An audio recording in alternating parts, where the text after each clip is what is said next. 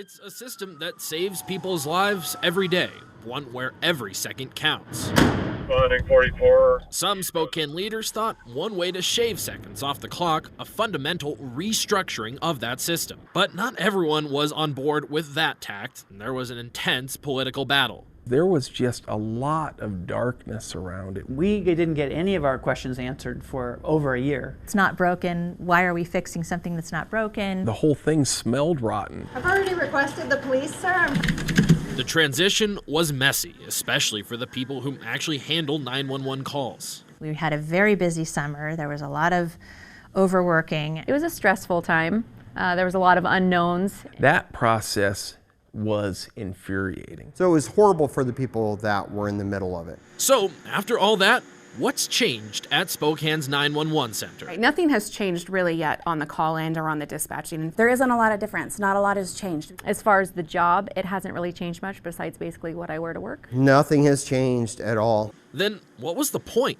Well, promoters of the new organization called Spokane Regional Emergency Communications, or SHREC, have said it's increased efficiency. In the past, when you call 911, a person called a call receiver picks up. They ask you some key questions. If you have a medical or fire emergency, they transfer you to a fire dispatcher. If there's a crime in progress, they transfer you to a police dispatcher. The dispatcher then decides which vehicles to send your way. But for many folks, that transfer, it can be frustrating. If I know if I called 911, I wouldn't want to have to explain myself, give my address twice, give my phone number twice, and then say again what I need to say. Here's the issue though. SHREC went online in July, and as of right now, that transfer is still happening. So far, the efficiency gains have been only on the administrative side. It's not necessarily better. What it is that it's one system, and that's the difference. It's not several different people trying to make decisions for several different entities. It's one system at this point. Okay, so if calls aren't streamlined yet, what about response times? Are those improved? A one-sheet promoting SHREC last year promised speeds up to 90 seconds faster, but so far, there hasn't really been any change there either. Everything's been, from a level of service standpoint, pretty steady. In fact, SHREC still has yet to address one of the most fundamental problems with the old system. There's no reliable way of even tracking response times. In many cities in America, it's a pretty commonly used metric, the amount of time it takes between when someone calls 911 and when someone arrives to help them.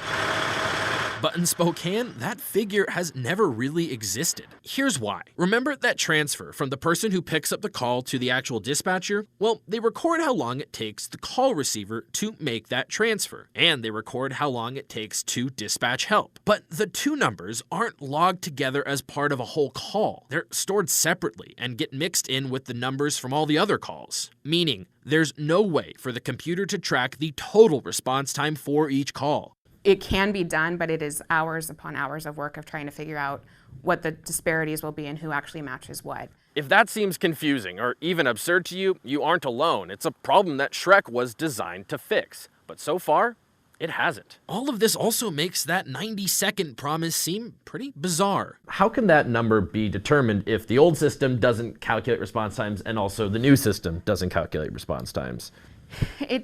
So that number, it's not a specific number. It's not a guarantee that it's going to, I would venture a guess it could be anywhere from 30 to 90 seconds of time saving per call, but we don't know exactly what that looks like. And finally, SHREC promised cost savings, but at this stage, they haven't delivered that either. They haven't so far. If you talk to the fire districts that went under the SHREC system, they're still paying the same amount they paid when the city did the dispatch for them. So what's going on? 10 months in and a lot of grief beforehand, why haven't things changed? Well, SHREC's leaders say they're working on it. It's still just too early. We haven't had a chance to make the changes we want to make just yet. SHREC expects those changes to arrive this summer. That's when they'll get new technology and develop new training programs that would allow the efficiency gains that were promised. It's not a simple process. It takes a little while.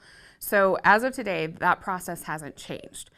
But with what we're doing, we anticipate a change occurring around June or July of this year that will allow the call receiver to take the call from start to finish.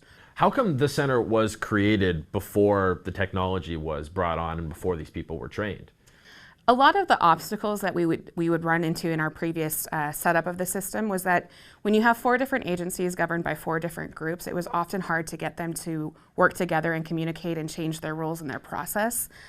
We don't have that anymore. For some people, that sounds like a fair argument. Do you think there's an extent to which Shrek might have jumped the gun here by going through this whole process before all this other stuff that will actually demonstrably improve the call experience comes into effect? You know, it's armchair quarterbacking. But for many others, especially those skeptical about Shrek to begin with, it's pretty much what they feared, an arduous process without much reward. Was simply a lack of diligence and a lack of responsible planning. The coronavirus has pushed back a bit when Shrek says they'll be ready to start making the big changes, but they're still gunning for the end of the summer.